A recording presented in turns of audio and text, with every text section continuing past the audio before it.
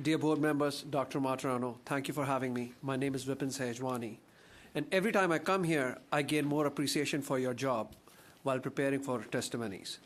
Recently, I had a 15-hour-long flight, so I thought I could easily knock the 583-page budget and even compare it to the Montgomery County's 434-page budget.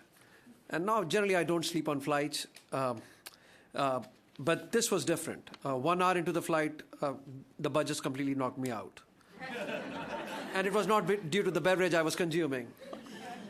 So thank you for what you do.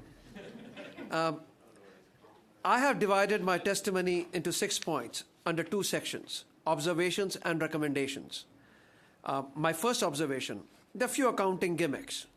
The budget refers to the 3 new positions for addressing equity and diversity as budget neutral. Let me say this emphatically. Unless a position generates revenue and is self-sustaining, it is not budget neutral. It is a mid-level administration expense that can be allocated elsewhere. I can't say whether these positions are needed or not, but definitely they are not budget neutral. Similarly, the budget mentions $1.1 million savings in technology. Due to efficiency, due to modification in budgeting for depreciation. As you may know, depreciation is a non-cash expense, so this saving is not real. It is simply changing the accounting methodology.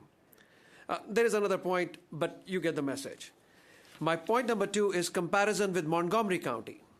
So I compared the mid-level administration, student transportation, and instruction. And as you can see from the table, Montgomery County spends less on mid-level administration as a percentage, less on student transportation, and more on instruction. I understand some differences might be justified, but in my job, I come across many businesses that think of themselves unique, but rarely one sees a true unicorn. Most are just full of themselves. So I would ask you to take a look at it. School supplies. Much has been said about school supplies, so it is important to drill more. I have attached an appendix of some glaring examples of elementary programs, secondary school programs, where instructional supplies are decreasing. We cannot simply write equity on every page of the budget and get the basics wrong by not providing for instructional supplies. I have 3 recommendations. One is, think long and hard before adding to overheads. There's a whole section here.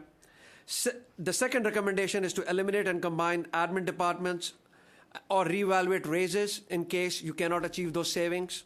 And the other is develop other funding. There's a whole section about other funding, which I think the school can develop by hiring more grant officers and investigating more grants.